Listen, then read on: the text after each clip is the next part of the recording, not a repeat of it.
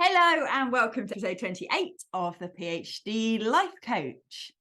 Now, do you have decisions from your past that you look back and question whether you did the right thing? Should you have started this PhD in the first place? Should you have got going on something sooner? Should you have left that person, not left that person? Whatever it might be, I want you to have a think about a decision from your past that you maybe consider a mistake. Because one of the things I've been seeing a lot recently with my clients is this problem of looking back in time and beating ourselves up about past decisions. Sort of spending a lot of time now ruminating on what we should have done differently and how much better things would be if we'd just made a different decision. I just see that causing a lot of problems for my clients. So firstly, it's not a fun experience to spend time thinking about something you've essentially got no control over now at all and saying lots of horrible things to yourself while you do it, that you should have known better, you should have been braver, you should have been less reckless, whatever it is. It could go both ways. Berate yourself for having done it, berate yourself for having not done it. So it's not fun in the here and now. It also means that we don't learn from these mistakes, because when we make, if they were mistakes indeed, because when we make these decisions in the past and then we turn them into these massive mistakes, things we regret, and we start attaching a whole bunch of meaning to that, we start attaching a whole bunch of emotions to that, then we don't really want to spend time analyzing it, do we? We don't really want to spend time thinking about it. We kind of want to stick our head in the sand, pretend it didn't happen, or when we do think about it, thinking about it in a kind of more compulsive, like can't really help it, thinking about it kind of a way. And I had already planned this topic for this podcast a little while ago, but I read a really interesting article earlier from Pragya Agarwal in The Conversation. So she's an academic at Loughborough, I think it is. She wrote a book called Sway, which is about unraveling unconscious bias. And she was talking about why we don't learn from our mistakes from a cognitive psychology perspective. And one of the things that she talks about in that is how it's cognitively much easier to do the same things we always do. It's habitual. We don't have to think as much. We don't have to overcome emotions. We don't have to change our thoughts. Even when it's things that we maybe regret having done in the past, it's much easier to just keep doing them now. I'm not going to revisit everything in that article, but I strongly recommend you have a look at it. I will link to it in the show notes. There's some really interesting stuff there referring out to various different psychological studies.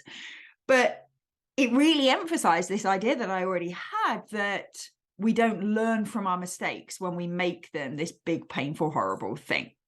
And the third thing, which is something I'm really seeing with my clients at the moment, is that if we beat ourselves up now about past decisions, it makes it incredibly hard to make decisions now. Because if you think about it, current Vicky, for example, is beating up past Vicky for having made a stupid mistake or having done something that turned out not to be the best thing to do. Now, when current Vicky is trying to make a decision, she's trying to choose whether to do this or do that, whether to do it or not do it. She knows, based on current experience, that future Vicky is going to beat her up. Future Vicky is going to be like, you should have thought this through more. You should have just been braver and gone for it. Knowing that you don't have your own back when it comes to your decision making makes it so much harder to make decisions now. And that's why I decided to do this episode, to think about how can we change that? How can we make it so that it is okay to learn from decisions we made in the past? How we can stop ruminating on it, stop beating ourselves up about it, actually just learn from it and move on, and how we can use that to make it easier to make decisions now.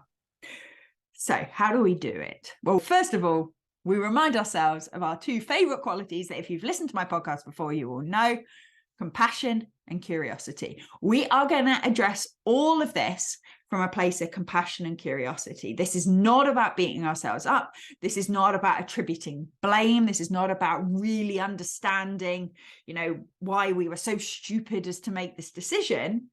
It's looking back with love on our past self and going, oh, why did we do that? It's okay that we did it, but let's try and understand it. Okay, so we are going to be channeling compassion and curiosity all the way through this. And as usual, I've got some steps for you to go through. And the first one is avoiding generalizing.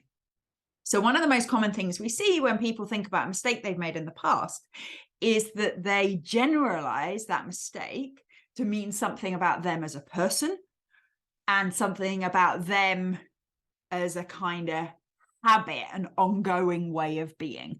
So instead of being, oh, I think I rushed into it a bit that time, it becomes, I always rush into things. I'm someone who just doesn't think things through. I'm stupid. People have always told me that. You make it mean that you're not brave. I'm just not a brave person. I was coaching somebody this week who was talking about, I'm just not a resilient person. That's just not who I am. We look back at times where we've struggled in the past and generalize it to mean something. And the problem is with that, our brain loves patterns. So as soon as you start to generalize, you start to think, oh, you know, maybe I am just someone who rushes into things, or maybe I am someone who's not resilient. Maybe I am someone who can't take the brave decision. Then you start to remember all the other times when you've done that too. And you start to forget all the times that you were brave and forget all the times that you were resilient. Because that's the other thing, because we spend so much time thinking about our mistakes, or lots of us do anyway, we're also usually spending much less time thinking about our successes. So our mistakes are much more present in our brain because we rehearse them so much more than our successes. So the first tip, really, really be careful not to generalize any one decision that you made that maybe didn't turn out the way you wanted to mean anything about you and to mean anything about your general tendencies. That's the first one. Number two is to decide that you made the best decision that you could make at the time, regardless of what the decision was. Even if now you look back and you're like, what was I thinking? What was I doing? You need to decide now that that was the best decision that you were capable of making at the time.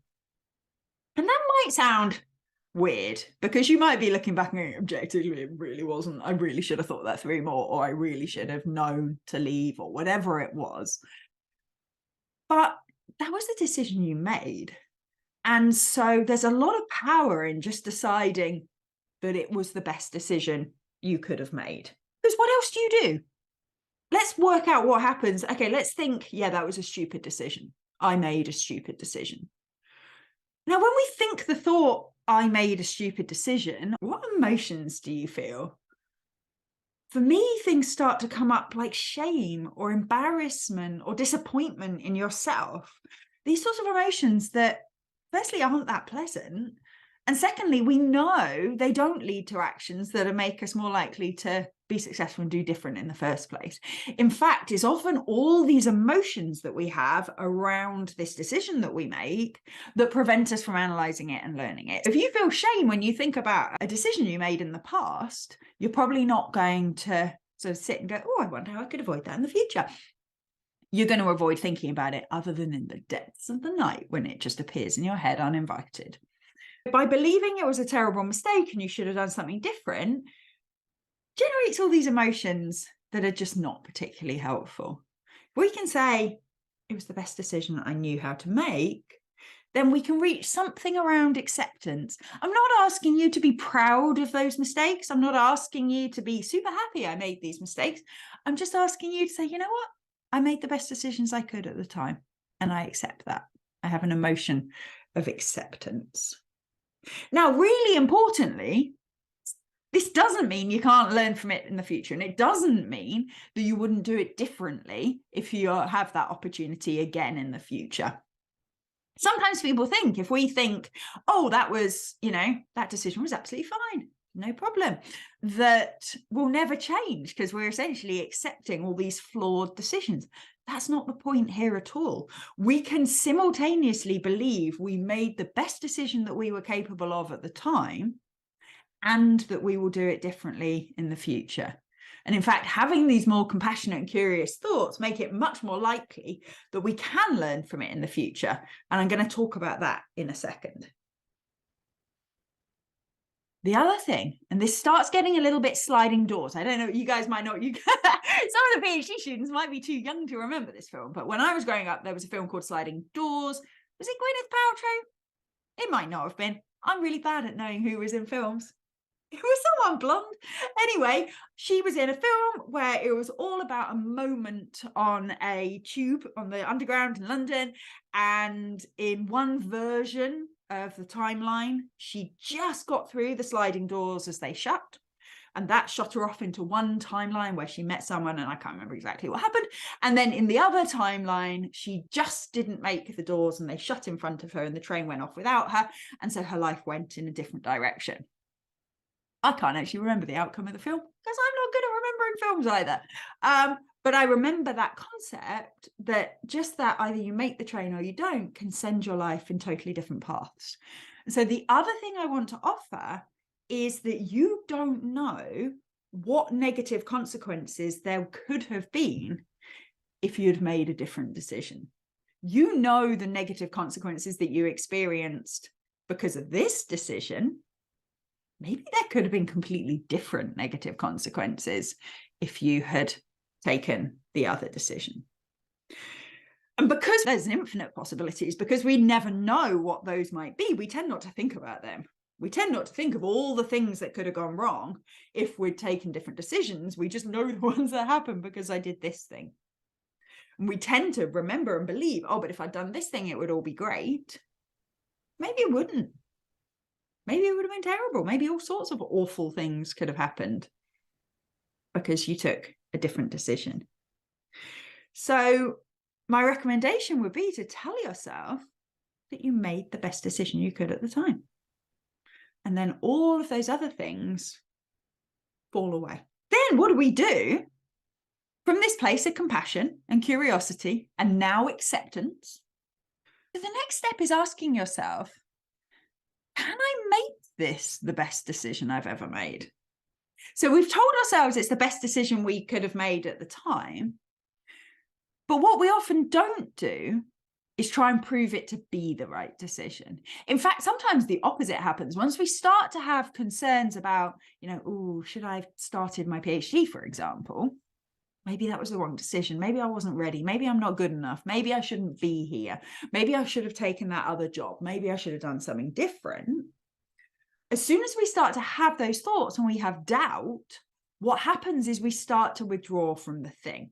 So say you're doing your PhD and you're starting to have doubts that it was the right decision for you.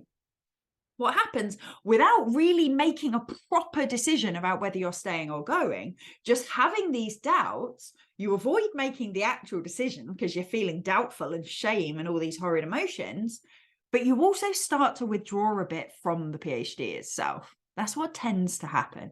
So once you start having doubts, you start doing a bit less work, you start engaging less in the community activities in your school or department, you go onto campus less often, you avoid talking to your supervisor, you start to withdraw a little bit.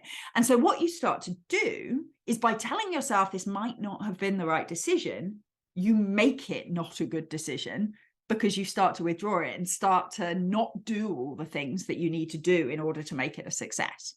So my third tip for you is really challenge yourself to think, is there a way I could make this the right decision? So even if at the moment it feels like it wasn't a good decision, can I make it a good decision? Can I try and get out of it as much as I can get? So here's an example for you. I've talked before about planners. And in fact, my second ever podcast episode is about why you don't need another planner. I released that in late October. I stand by everything that's in it. Yet in January, I still bought myself a new planner. And you may remember there is also a podcast episode where I talked about how I'm using that planner to record the things I've done and the things that I'm proud of and how well that system is working. And it was for a while. Currently not working. My planner is who it is. Those of you on YouTube, my beautiful planner. So gorgeous. Look at all of this. Gorgeous. That's January into February. Yeah, this is March. Not so much. So I could very easily tell myself that it was a bad mistake to buy my planner. Now, it wasn't a big mistake. I spent like 20 quid on it or something. I can afford to spend 20 quid on a planner I don't use. But in the past, I have beaten myself up about decisions like, oh, you've wasted money on a planner again. Oh, you didn't stick to it again, did you? Now, I can decide now that it was a great decision, that I had a lovely 6 weeks or so where I was using it and I really enjoyed it and it was worth the money. So it was a great decision from that point of view. But I could also choose to go back to it and say, you know what, I can make it the right decision. Maybe I haven't used it for most of March and April, but it's only April. Imagine if I used it now for another month. I nearly said for the rest of the year. Who am I kidding? I'm probably not going to do it for the rest of the year, but maybe I could say, you know what? I'm going to get some use out of it over the next few weeks. I'm going to make it the right decision to have bought this because I'm going to have some more fun with it this month. I can make it the right decision. So that's the third thing to do, is to really think about, are there ways that you can make this the right decision? Now, one thing to be cautious of. Sometimes you need to spend a little bit of time when it's a more important decision than whether you bought a planner or not, whether it's maybe your brain is offering that you shouldn't have started your PhD. Maybe spending a little bit of time analyzing whether that's true is important, because part of this process of making sure that you make it the right decision doesn't mean keep flogging something that you don't want to do anymore. So what I have also seen with some of my clients is them putting pressure on themselves now to do something in order to prove a past decision right. I need to get this to happen because otherwise it means that I shouldn't have started. If I don't finish, it means I shouldn't have started, for example. And I just want to emphasize that I'm not saying that in order to make the decision to start a PhD, for example, right, you have to lean in and finish it. Sometimes leaning in could be deciding that you don't want to finish it and that you're going to get out of it what you came for in terms of some experience, and then you're going to leave. That can also be a decision. Sometimes we cling to decisions we've made. It's called sunken cost fallacy, where we've put in this much time so far, so we've got to finish it. We've put in this much money, so we've got to follow through. Sometimes goal disengagement, so moving away from goals, and goal re-engagement into something else can also be super important. It can really help with motivation. So overall, though, you can think about how you can make that past decision the right decision for you. The fourth thing is a bit of a process. It's not just a one-off. But the fourth thing is, now that we're in a place, hopefully, where we're feeling passionate and curious, and we're feeling more accepting that we did the best we could at the time, we love past us, we're going to bring love and understanding to our relationship with past us, we can now step into analyzing that situation. And the reason this is important is because what people usually do is they say, oh, I'll just choose the other thing next time. So when I was an academic for a really long time. I was teaching for like 20 years. And one of the things I always saw was my students waiting to the last minute to get their coursework done, handing things in. And then when I talked to them afterwards, they'd be like, oh my God, that was so stressful. I'm so frustrated with myself. What an idiot. Can't believe I left it to the last minute. Again, I always leave things to the last minute. So remember, generalizing, all of that stuff. I shouldn't have been so stupid. So judging past self. Next time I'm going to start earlier. Next time it will be different. And what they rarely did was spend time analyzing why they did what they did last time.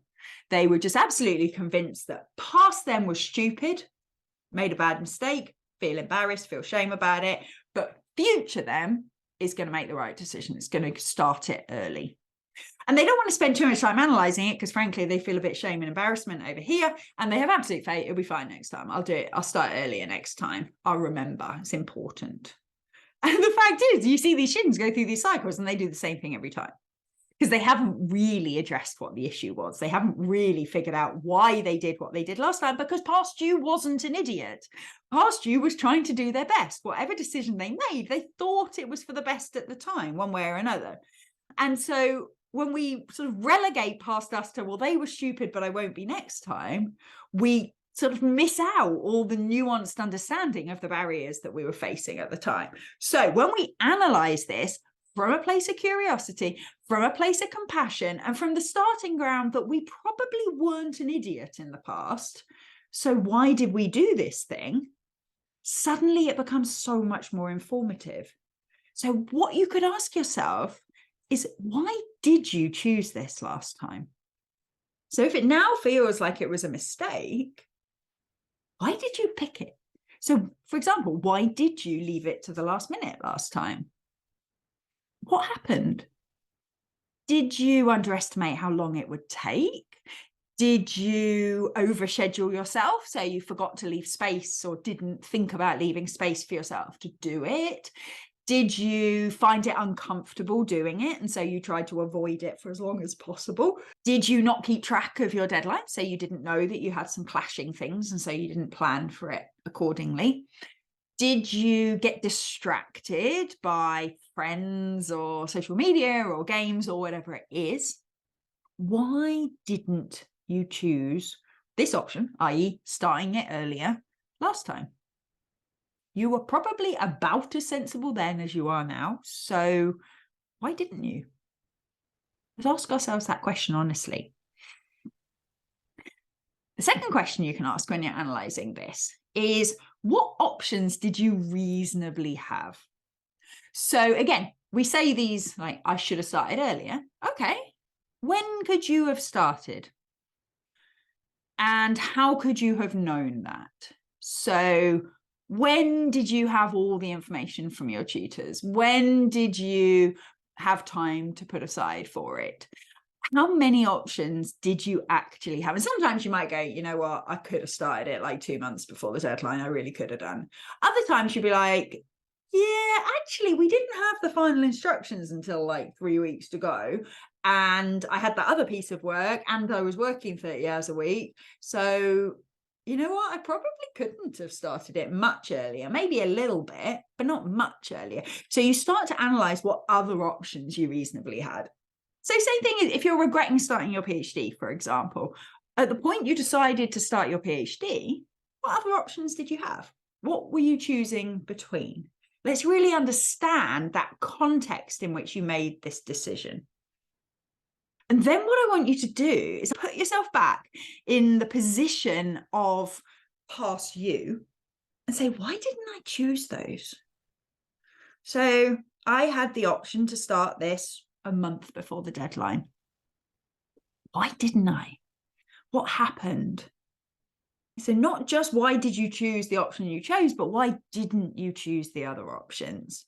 So we're really looking at this from every angle. We're trying to understand why ourselves, who we know to be a good person, we're really building that belief. Why didn't we choose the other options? Why didn't we choose to do the other thing you could have done instead of starting your PhD? Why not? Then we get to look at all of that and we get to decide, what do we want to learn from this? And sometimes that all can help us just build compassion and go, you know what? Actually, I'm not surprised I didn't start it sooner because I had a bunch of other stuff on. And looking back, given the situation I was in, I probably muddled through about as well as I could have done. And so in that situation, you might want to learn, okay, my mistake wasn't leaving it to the last minute. My mistake was not checking my calendar when I also signed up to do that concert and that match and that whatever other commitments you have without checking how that lined up with my academic work. So actually my mistake wasn't just being lazy and stupid and leaving it to the last minute. My mistake was not double checking my schedule and thinking that all through. That's the bit I want to learn from it. Next time, I need to be looking further ahead so that I can try and avoid getting in that position. Or maybe you want to learn from it that actually when you sat down and got on with it, you quite enjoyed it. And that actually you need to figure out a way to remind yourself that when you work on this, you quite like it. And so this notion that you're avoiding something that's uncomfortable isn't actually true. And maybe that's the bit you need to learn. Maybe looking back, the moment at which you got on with it was the moment at which you finally plucked up the courage to ask your supervisor's advice and then you knew exactly what you were doing and you could get going. And that was the reason that you were late to the deadline, was because it took you ages and ages to feel confident enough to ask for help. So we get to figure out what were the things last time, and therefore, what do we want to learn if we find ourselves in this position again in the future. And all the way through this, we're going to be really kind to ourselves, because we can make mistakes and still be good people. We can make mistakes and still be humans, still be competent, still be skilled, still be worthy, still deserve to be here, and all of these things. In fact, we all make mistakes. One of my favorite things to do is to Google like CVs of mistakes and things like that. There are lots of wonderful academics who have published all the things that have gone wrong for them. CV of failures is the other phrase that you all hear. And we do all make mistakes. And so when we think about them in this way, we get to analyze them as lessons rather than as markers that we're inherently unworthy in some way. But we haven't finished, because we can decide what we want to do in the future, but we all know that behavior change isn't straightforward. We all know there are various things that we've intended to do that we haven't ended up doing. So the final step that I want you to take is, if you want to do something differently next time, how are you going to make that more likely to happen? How are you going to make it more likely that you will start the piece of work earlier so you don't leave it to the last minute this time? How will you make it more likely that you'll be brave enough to take on a new opportunity next time if you're regretting having not done so before? How are you making it more likely that you won't overcommit next time? Now, part of it comes through this understanding, but part of it needs much more systematic planning than that. So have a think, how can you make this easier to make the right decision? Do you need a wall calendar? Do you need a planner? Maybe you need a planner. Do you need a wall calendar that makes it easier for you to see where you've got competing demands? Do you need to always take a pause before you agree to something? If you're somebody who has jumped into too many things and that's what you regret, is that you took on too much stuff, do you need to build in an automatic pause? I've worked with a client recently about having a stock phrase of, thank you for that opportunity, I'm going to take some time to think it through. Whenever anybody suggests that you collaborate together or that you could teach on their module or whatever, having that sort of stock response. So you never say yes or no immediately. You always take time to think. How can you build in that there's always somebody who believes in you that you could go to? So if you know you're somebody who tends to find it difficult to put yourself forward for things, or that you feel like you're not ready to, and then you regret afterwards that you didn't do it, maybe you put in place, I always talk to this person because they believe in me and I can grow their belief for a while, and encourage myself to do it by surrounding myself with people that cheer me on. So we can start thinking about things like that. How can we make it more likely that we'll do it? Within all of that, how can we make it easier? How can we make it more fun? So to make the decisions that we now want to make, how can we make that easier and more fun? And before we leave this, I want you also to look back with gratitude to your past self. Because you made the decision that you made and you experienced the consequences that you experienced, you are now learning this lesson now. And so while it might feel really tough and it might feel like you wish you hadn't had to have this experience, it's because past you took that decision that you are now having the self-development that you're having now. And so we can even look back with a little bit of gratitude that we're now getting to learn what we do want in the future, partly on the basis of experiencing some of the things that we don't want.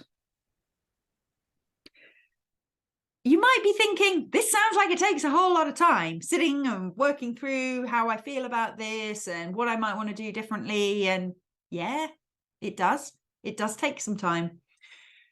But what I promise you is it doesn't take anywhere near as much time as years of beating yourself up for making bad decisions. It doesn't take anywhere near as much time as unraveling the stories that you will create about yourself if you keep telling yourself that you're someone who always makes mistakes, always screws things up, or always leaves things to the last minute, or always chickens out, or always takes on too much. So working this stuff too takes a little bit of time, but not as long as all of that. Finally, we've spoken about how to learn from your past mistakes. I'm sorry, for those of you who are on YouTube, you might be wondering why my hand is stuck out at right angles here. It's because I have a Labrador's chin on my hand and he is telling me that it is very nearly dinner time. So I'm going to wrap this podcast up, but I'm going to wrap it up by saying, we've been thinking today about how to learn from your mistakes. But what I want you to also think about, and I might do a podcast about it in the future, is how you can learn from your successes. One of the things we know is that people spend an awful lot less time thinking about their successes, why they were so amazing, why they were able to achieve them, and how they can replicate them more in the future. And so I would also really encourage you, every time you remember a mistake that you made, even if you're taking this really positive analytical approach that I've talked about today, I want you to also think of a success that you've had and think about how can you replicate that success in the future? How can you build on the things that you're already good at? It's a strengths-based approach. You might remember us talking a bit about it with Professor Jen Cumming at the end of last year. If you haven't checked out that episode, go find it. It's called a strength-based review of the year. A really wonderful strategy for learning is to think about what have I already done right in my life and how can I do that more? So check it out, have a think. Thank you so much for listening. I hope that was useful. I hope you can go away now and analyze some of your past mistakes and feel much better about them moving forwards. Take care and see you next week.